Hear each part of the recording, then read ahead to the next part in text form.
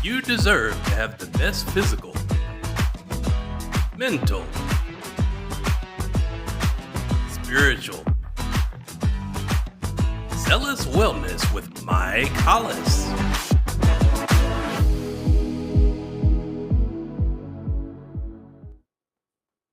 Hello and welcome to another episode of Zealous Wellness with Mike Hollis. I am your host, and my United States soccer club is no longer in the World Cup.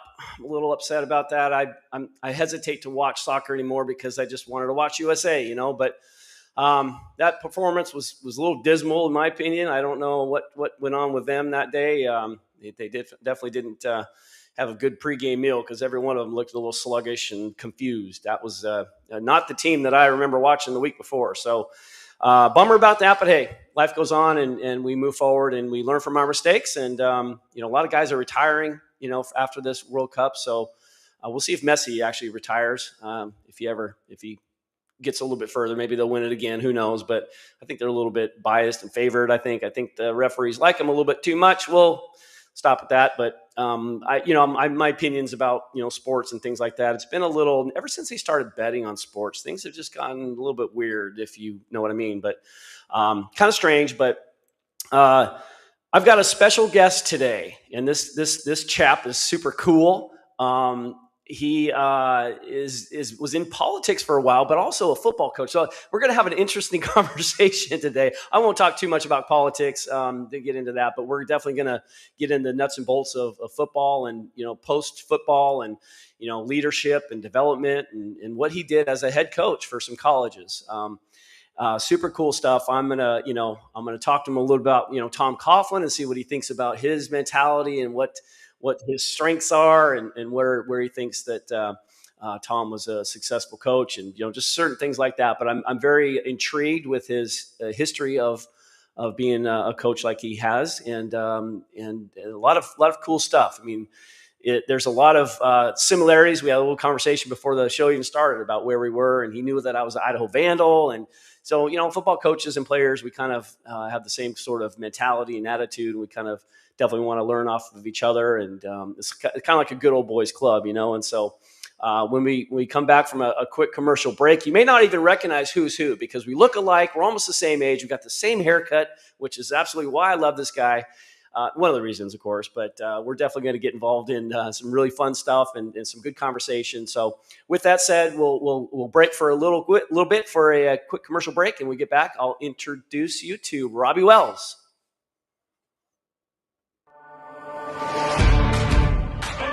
It is possible. It's different this time. I'm showing up for myself because now I know that weight isn't about effort alone. It's not just calories in, calories out. For years, the world told us it was simple. Eat less, move more, try harder. But science has shown us it's more complex than that. It's a real metabolic condition. That's where GLP-3 comes in. Powered by MBC 267. A naturally derived peptide complex discovered in salmon from the Norwegian Sea and select mushrooms. GLP-3 works with the body's own system to help manage appetite and support metabolic balance. No fighting your body, no forced outcomes, just support where it actually matters. Because when you address the real factors at play, progress feels possible. I'm becoming the best version of myself. This is me and GLP-3.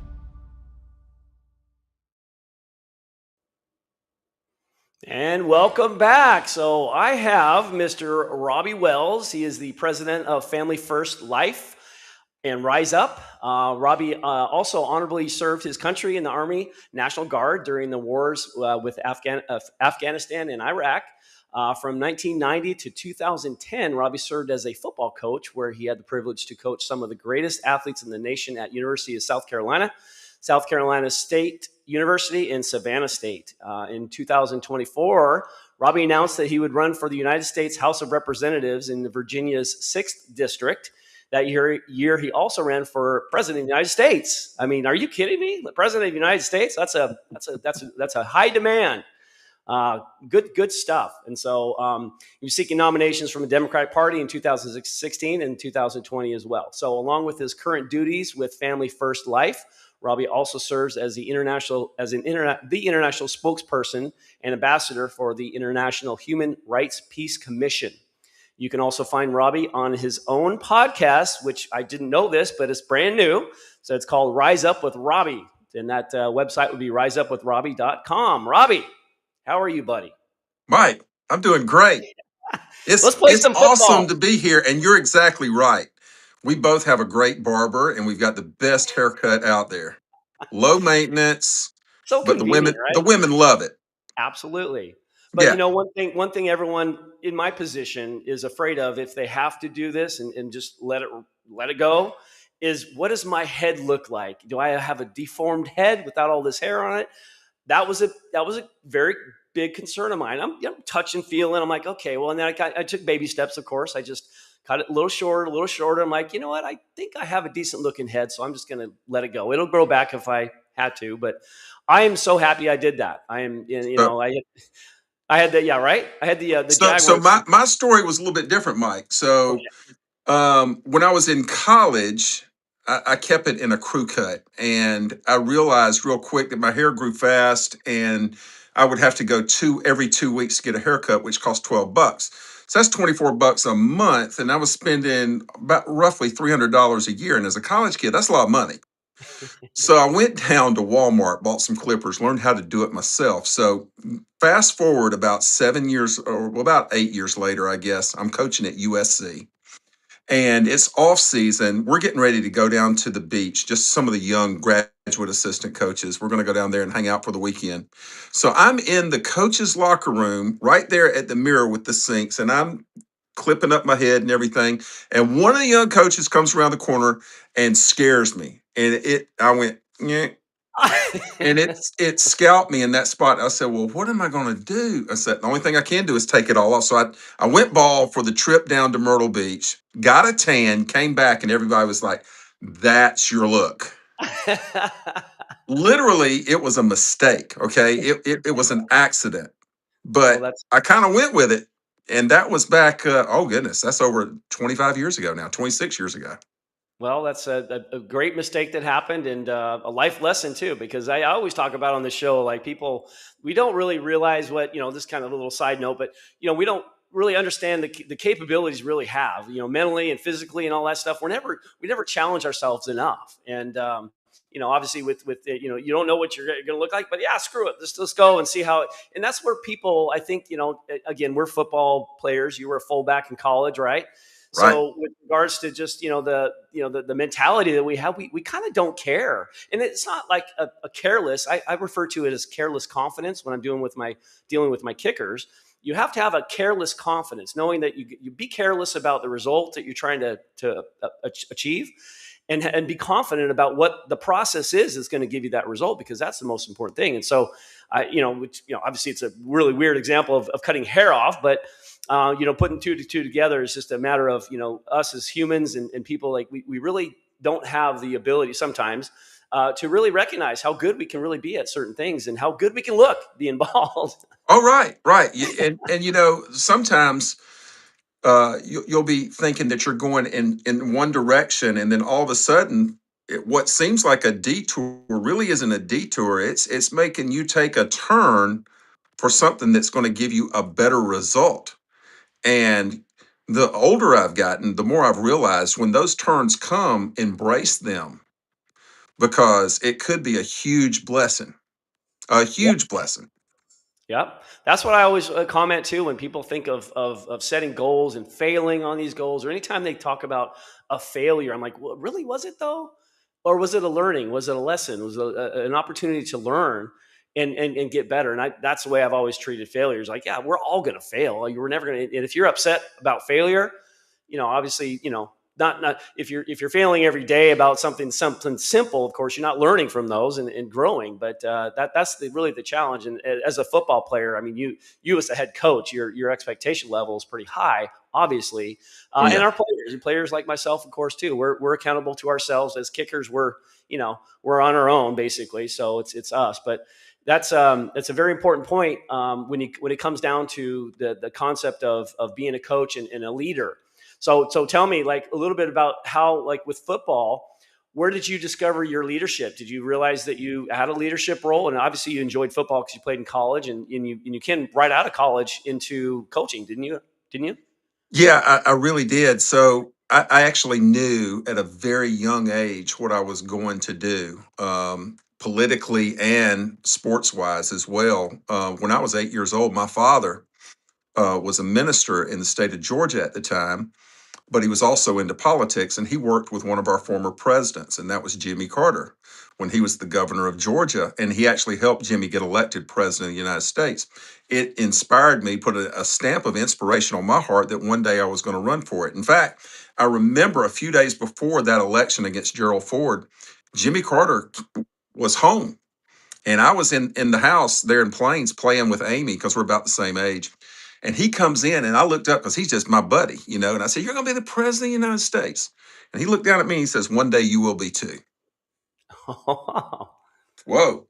So that stuck with me now, Mike. That really did.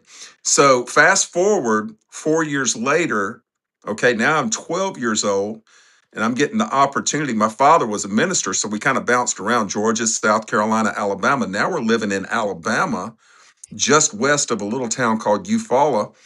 And I get to go experience my very first college football game, and it was Alabama versus Ole Miss. Mm. And so Coach Bryant, Bear Bryant, was the head football coach, and I'm sitting there in the end zone up in the nosebleeds with my dad, and we're watching this game. First two times that Alabama has the football, they score, and it's 14-0. He takes his first team out, puts his second team in. The first two times they've got the ball, they score. Now it's 28-0. He takes them out, puts his third string in, and at halftime it was like 38-0. Okay. And the PA announcer comes over at halftime. He says, "All JV football players report to the locker room." And literally, the JVs played the second half. And so late in the game, I looked down on the field and I said to my dad, I said, "I want to do that one day. I'm just a 12-year-old kid." Yeah. He said, "What? You want to play football at the University of Alabama?" And everybody started laughing. I said, "No, no, no. I want to do what he's doing." And I point down on the field at Coach Bryant with his hat. And my dad said, "You want to coach?" And I was like, "Yeah." And everybody's laughing. And my dad looked right at me and he grabbed me by the chin or by the cheeks. And he says, "Well, if that's what you want to do it." And I did That it. that's a And I great piece did of it for advice. 20 years and Yep. actually got to coach right there in that stadium against the University of Alabama my last year at USC. That was an amazing experience. Wow, very cool. Yeah, Yeah. that's an experience, and I tell you, when a coach gets your attention like that, and that screams accountability right there. It's like if Yeah. he has that trust and that desire, the trust in you and support for you like Right. that, like you just showed us, that means Right. he's dead serious. And you're like, okay, well, that's probably what I should be doing then. If this guy like this is going to tell me to do that, absolutely, Right. that's Right. good. So I did. I did just that. So for 20 years, I started on the high school level. I coached at Greer High, and it was I probably had more fun at Greer High than anywhere because we won so much. And the last year there, we went undefeated. We had one of the best teams to ever play in the state of South Carolina. And then I got a head coaching job at the smallest school in the state of South Carolina. I'm the youngest head coach at the time in the state of South Carolina, and I was the only white guy on the team. Yeah.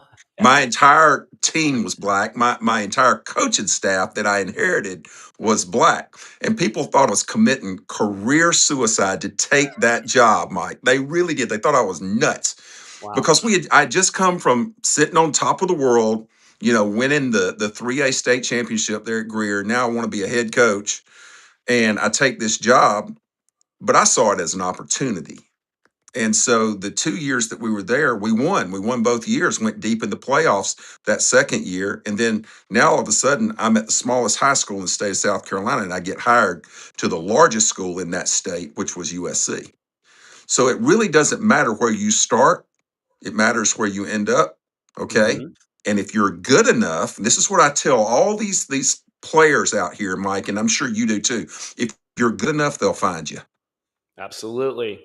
I They tell will that to find, my it doesn't matter where you are. If you are good enough, they will find you. Yep.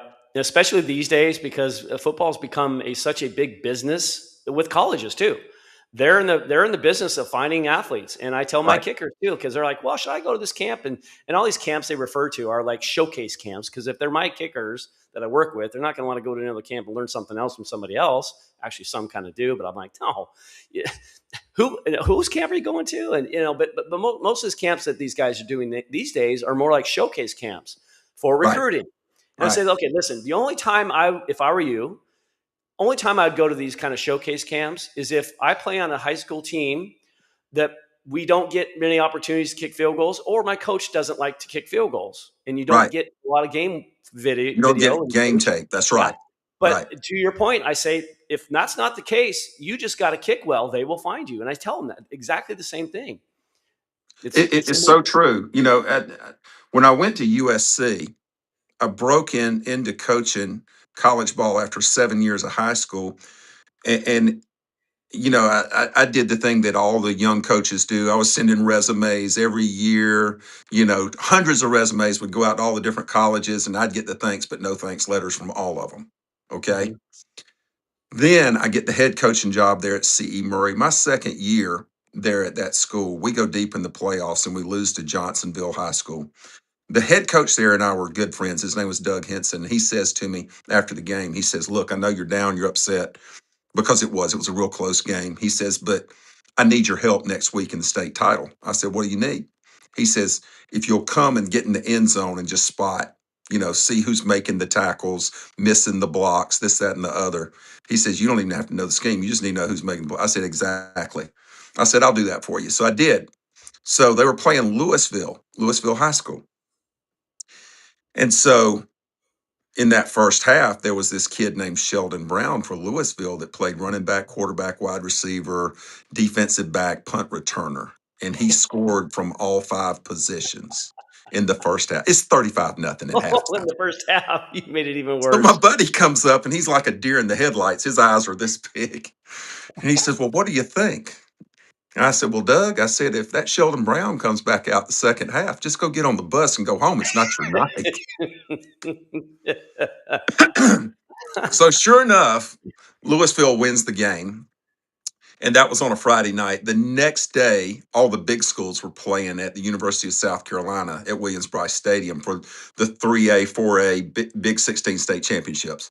And so one of my buddies that I played college ball with was a grad assistant there at USC. And he says, "Hey, come to the games and watch them with me in the stands." I was like, "Okay." So I get there thinking we're going to sit in the stands. No, when I get there, he takes me up into this VIP box. Okay. And so we're sitting up there by ourselves for the longest time. I mean, there's food catered in there, drinks, everything. And then all of a sudden, the rest of the USC coaches start coming in, and I'm just this young high school coach. So I'm sitting there real quiet. I'm not going to act like I know anything because I don't. I'm just learning at this point. And so anyway, right before the halftime of the first game that we're watching, the recruiting coordinator, his name was Clyde Wren, he comes up and he says, and he sits down next to me. He says, "Robby," he says, "we don't get a chance to go to the small schools that much to recruit. Have you seen anybody out there at the small schools that can help us beat the University of Alabama?" And I said, "Yes, sir, I have." I said, "I saw him last night. His name's Sheldon Brown." He said, "Really?" I was like, "Yeah." He said, "Where does he play?" I said, "At Louisville High School." He said, "That's only 30 minutes from right here." I said, "Yes, sir." He said, "He's that good?" I said, "Oh, yeah." So I told him all about the kid. He says, "Okay, Robby," he says, "I'm going to send somebody up there." And Benny McMurray was the head coach there then. I don't know if you know that name, but he was a legend. But anyway, he says, "I'm going to send somebody up there Monday, probably the defensive backs coach, and just check that kid out, check his grades out, see some game tape on him." I was like, "Good, that's great." Didn't think anything else about it. I watched the rest of the games. I go home. That Monday night, I'm back down in the low part of the country, low part of the state of South Carolina where I'm coaching. My phone rings and it's Clyde Wren, that recruiting coordinator at USC. He says, "Robby, you were right. That kid can play." He says, "Not only that, he's got grades. He's qualified. He can go to college." And I said, Coach, that's great. He says, you don't understand. He says, we offered him, he accepted. Now this is December, which is late for recruiting. Okay. This is an SEC offer this kid got late in December. He says, not only did we offer him, but they accepted immediately. That kid's going to be playing for USC next year. I was like, that's awesome. I said, that's unbelievable. He says, well, don't hang up. He said, it's obvious you got an eye for talent. He says, you ever wanted to coach college ball? And I said, there well, it Coach, I goes. said, I send about 100 resumes every year. Yeah, I want to coach college ball. He says, good. We've got an opening on our staff. He says, and I'm going to go to the head coach about you tomorrow morning if you want it. And that was Monday night when he told me that. By that Friday, I was hired. Wow. But I Wow. got hired because I showed up. I tell people this all the time. 90% of winning is showing up, being in the right place at the right time. The other 10%, Mike, is your attitude. So if you show up with a great attitude, you've got a 100% chance at success. Does that mean you're going to win every game? Doesn't mean you're going to win every game. It might be a learning experience, but you are going to have success. I love that. I really do, and I believe that same thing. I think it's attitude. It's, I'm a big advocate, I really love the fact that I guess I'm responsible, because if I tell people I'm going to be somewhere or do something, I show up. And Right, because I don't like it the other way around. If somebody's telling me they're going to be there and I'm kind of accounting, for them, be right, accountable. You show, okay, cool, and they don't show up, and of course the excuses come from every different direction. It's like, okay, I can tell that this person isn't really in it to win it, of course, and again, they can't keep that commitment, and that's something I learned through football. And right. football is a life lesson. I mean, it teaches you discipline, accountability, teamwork, you name it. It teaches you about life. And I Well, think you that know what? You know why I like working with champions so much? Because they do things the right way. The old quote that Vince Lombardi, he says, winning is not a sometime thing, it's an all-time thing. You don't win once in a while. You don't do things right once in a while. You win all the time. You do things right all the time. Winning is a habit. Yep. Unfortunately, so is losing. I like hanging with the champions because they do things the right way. They're going to show up on time, and they're actually going to show up. It's about like this podcast. You're probably, when you first started your podcast over a year ago, you're like, am I really going to be able to get these people on this show? But if you're going after the right people, oh, yeah, they'll be there and they'll be on time. Yep. Yep. I Yeah, learned, and I mentioned before I introduced you about Tom Coughlin. So I learned a lot through him. Clearly, I mean, I will never of course. regret any of the time that I spent with him. 7 years with Tom Coughlin, like the most disciplined, other than maybe Vince Lombardi, and which he learned a lot from. He took a lot away from Vince Lombardi. I can tell you Yeah, stories about him reading books in the back of a car on the way to Tampa, driving for our equipment guys or our video guys driving him, and he's in the back listening to an audio book of Vince Lombardi. He's just cracking up at some of these quotes, and he lived, he breathed, he slept football. His right. life was football, and he taught us a lot about being responsible men. And I think that's looking back now. Of course, I'm like, yeah, he really had a big piece of making me the person I am today, just because of the discipline that he instilled in all of us. Oh, without a doubt. And, Coach Coughlin, you never could count him out. Think about when he was Oh with the yeah, Giants. I mean, they were getting ready to fire him and he won the Super Bowl because they went on that streak. Now, I worked with a guy very similar, and he just passed away a couple of months ago. yeah. He was my boss there at USC, and that was Lou Holtz.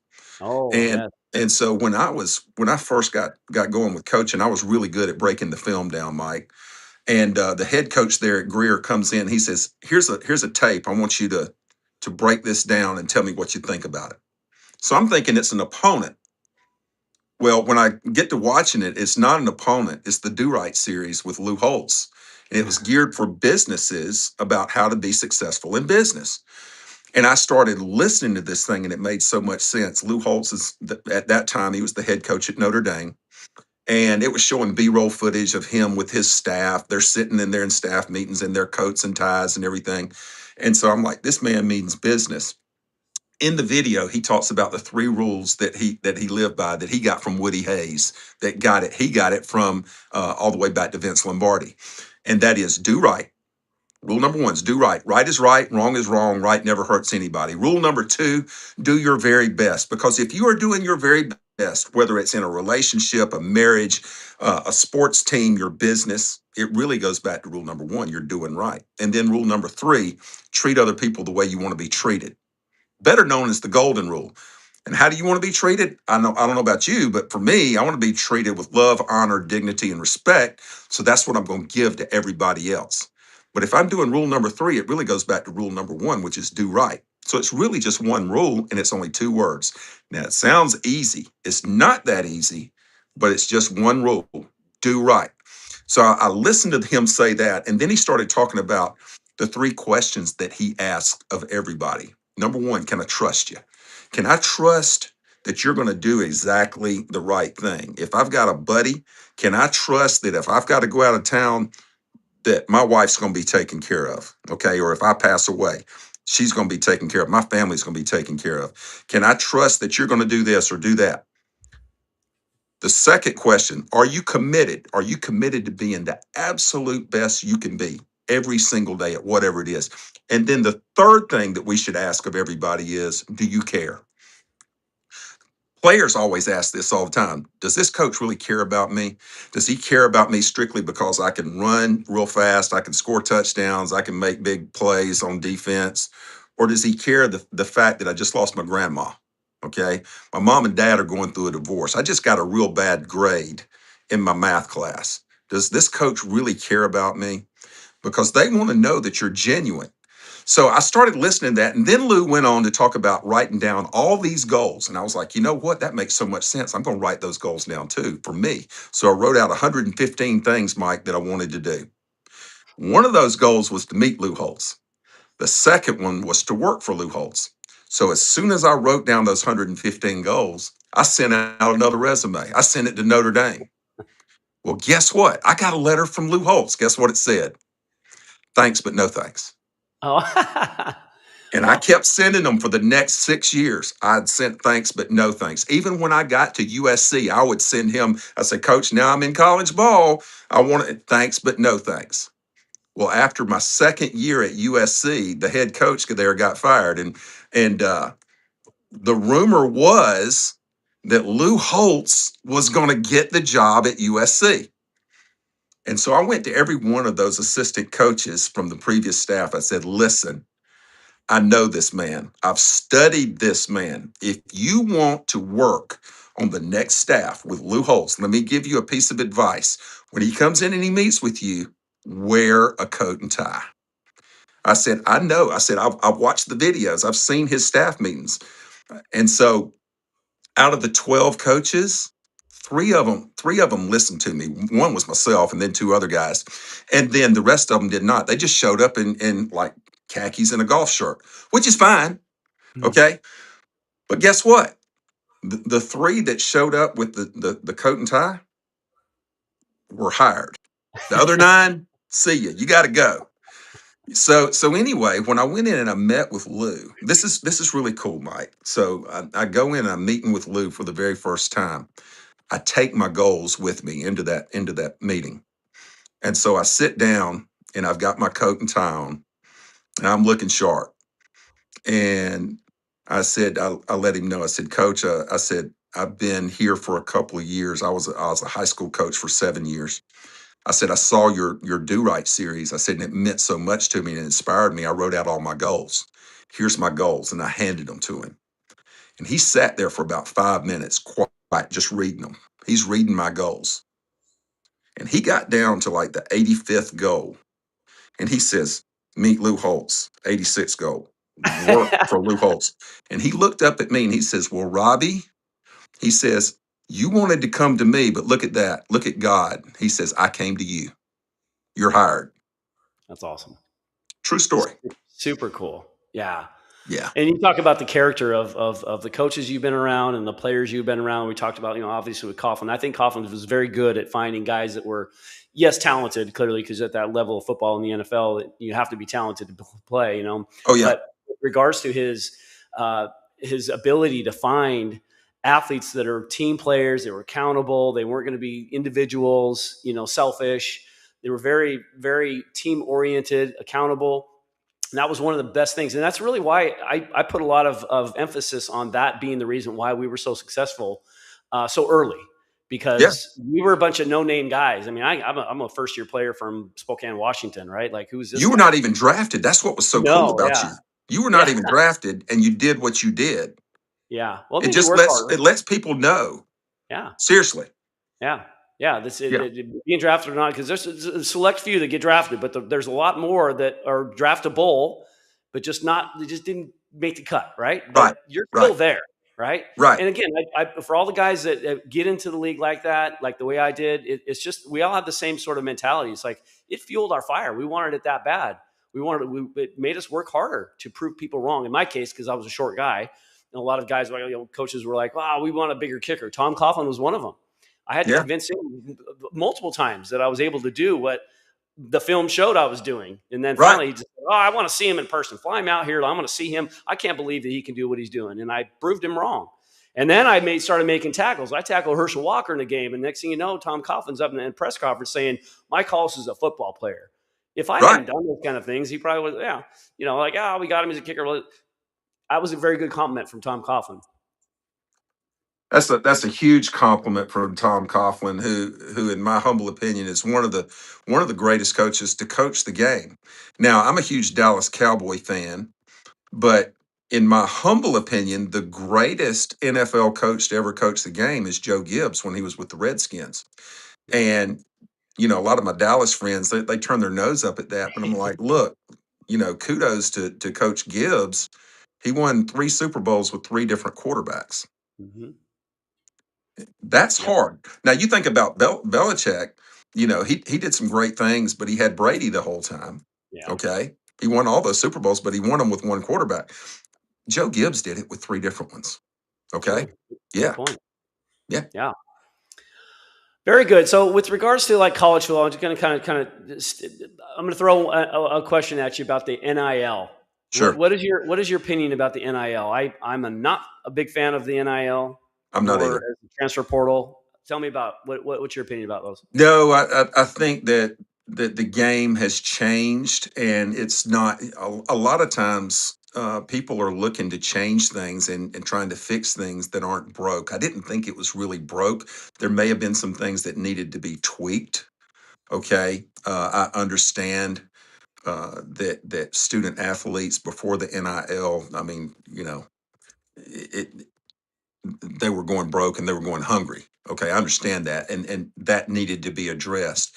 But with what's happened now, basically, uh, college football, especially the big conferences like the SEC, ACC, Big 12, those conferences now are basically looking at all the mid-major conferences as their farm league.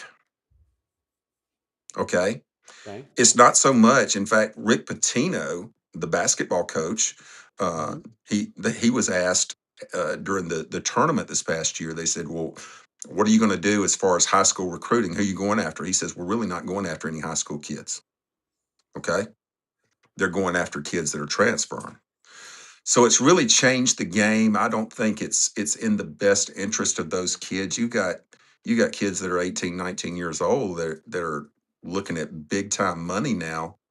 I mean, even when they go into the NFL, you got a 22-year-old kid that can be a multimillionaire.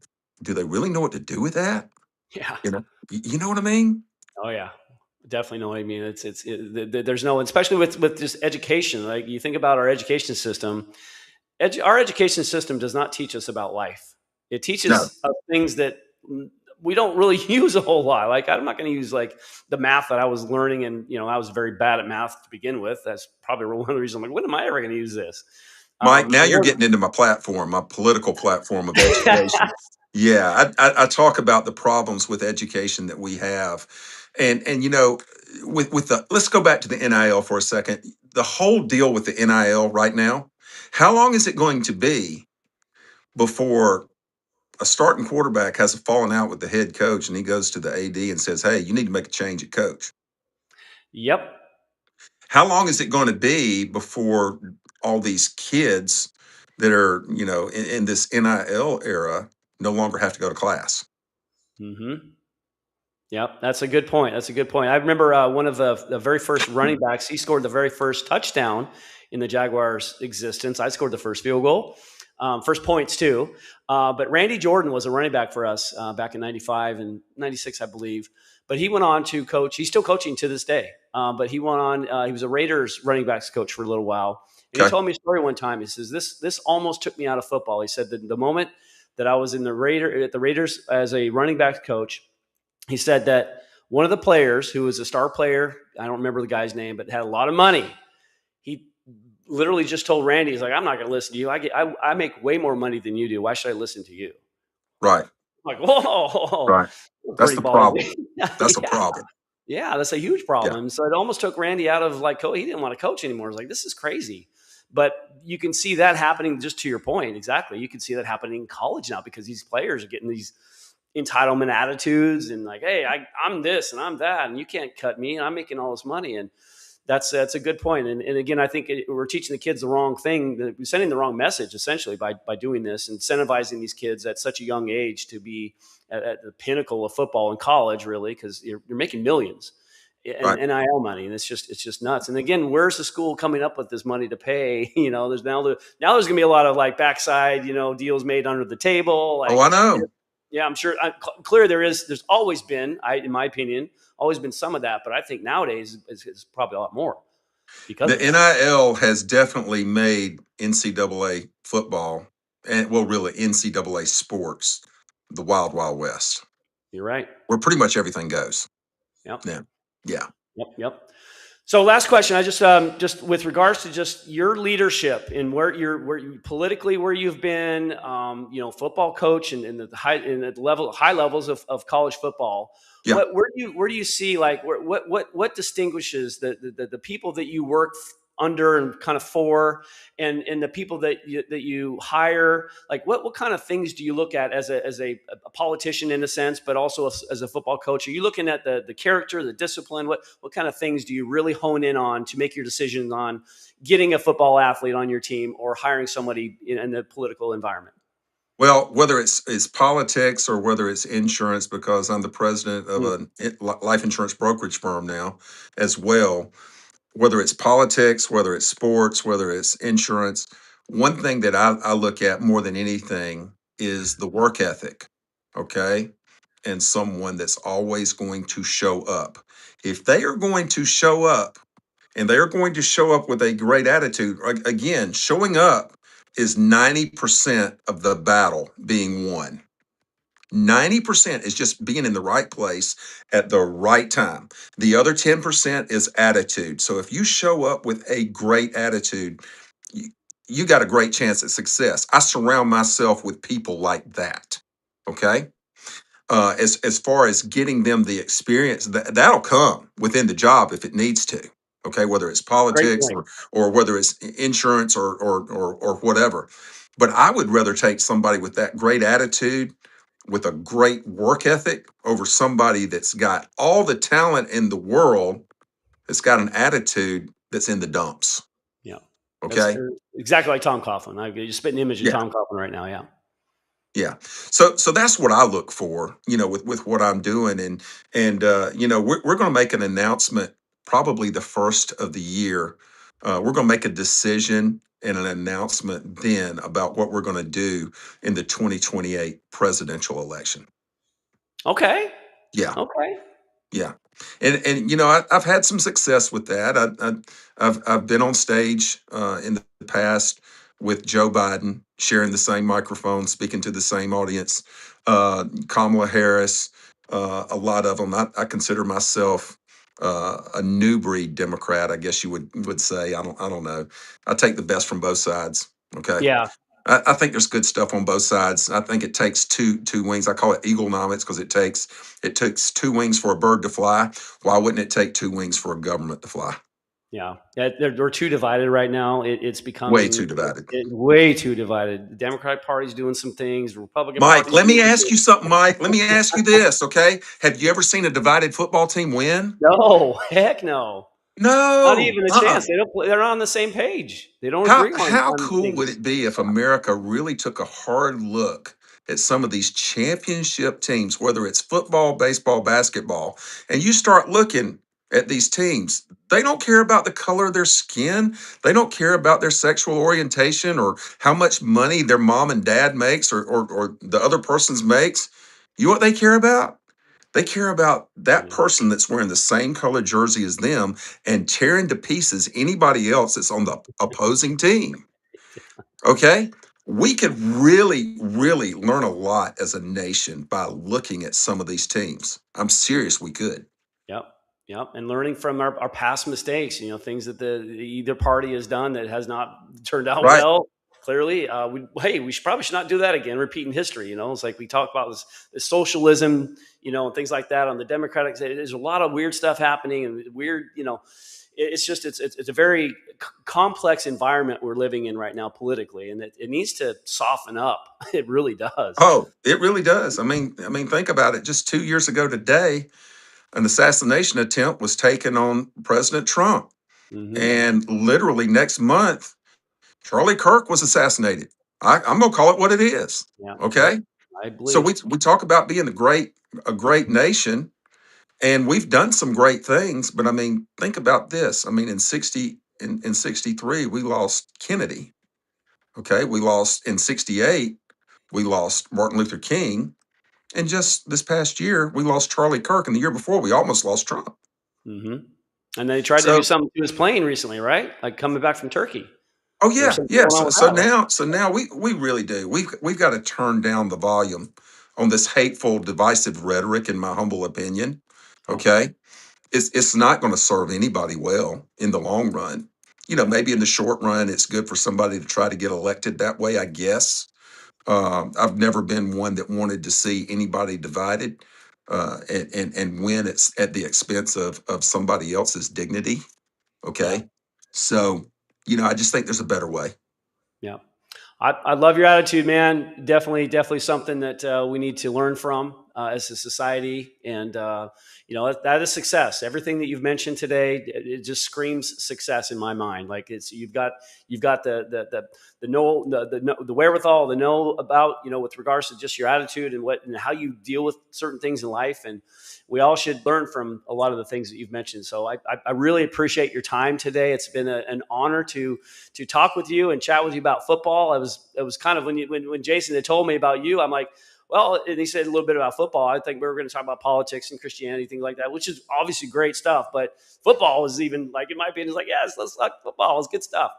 So that's awesome. I wish you the best. Where can people find you? Like what kind of things? Obviously the riseupwithrobby.com. Is that a fairly new website then, I assume? The website's been there for a while, Okay. actually. So they can go to riseupwithrobby.com and they can find all the social media links and everything. Of course, we will be in our first episode tomorrow on our podcast. And that's going to be live on YouTube, Facebook, Instagram, LinkedIn, and TikTok. So I'm pretty excited about that, man, to be able to get this message out to everybody and to be able to showcase some of the people that I know are winners. Okay. And let me just say this, Mike, before we get done. You have an open invitation anytime you're available. We're going to make it work. Awesome. I would love to. Definitely would love to be on the show Yes, and sir. uh, and stay connected for sure. Very awesome. So thank you again for your time tonight. Jason, thank you, our producer. Thank you for lining this up. That was an awesome thing. And and I look forward to watching some of your podcast, Robby. And we'll definitely stay in touch, man. Appreciate it. Um, anything else to close out with? Yeah, I Any got one last words? question for you. Yes, Have sir. you ever heard of Carol White? Yes, I have. Have you? I know Okay. her. So yeah, she used to come and hound us all the time at our coaching clinics, Yeah, and she would work with kickers during our summer camps. yeah, Yeah. I've known her of her. I've never met her. I've known of her from other kickers who talk about her. And this was in the past, not so much anymore. She might be a little older. I don't really know. But Yeah, she's older some of now. the things that she was teaching doesn't fit with the stuff that I was teaching. Right. I am teaching, of course, but I think some of these things are still a little bit old school, in my opinion. They're doing things that everybody does. I do things differently. I don't do things that everybody does. I do things that make sense physically. Right. And just using all of you to kick a football. So I mean, we can do another 2-hour episode on kicking. I can talk you to death about kicking. So, I'm sure. My old roommate would love to talk to you. I guarantee you he would. Very good. Very good. Well, Robby, thanks again so much for your time tonight. And for our viewers, thank you guys so much for this, for tuning in on this awesome episode. We love you. We appreciate your time and effort into tuning in with us. And hopefully you got some great knowledge out of this. You got some stuff from me. You've always had stuff from me, but you got a guy like Robby Wells here that you got some really good information from. And we're kind of chiming in on a couple things here and there, kind of similarity. So, Robby, again, thank you so much, and hope you guys have a great night. We'll see you again next Monday night at 5:30 on Zealous Wellness with Mike Hollis. Love you all. Take care. Thanks, Mike. Thank you. Thank you for watching Zealous Wellness with Mike Hollis. Please like, comment, share, and subscribe. See you next time.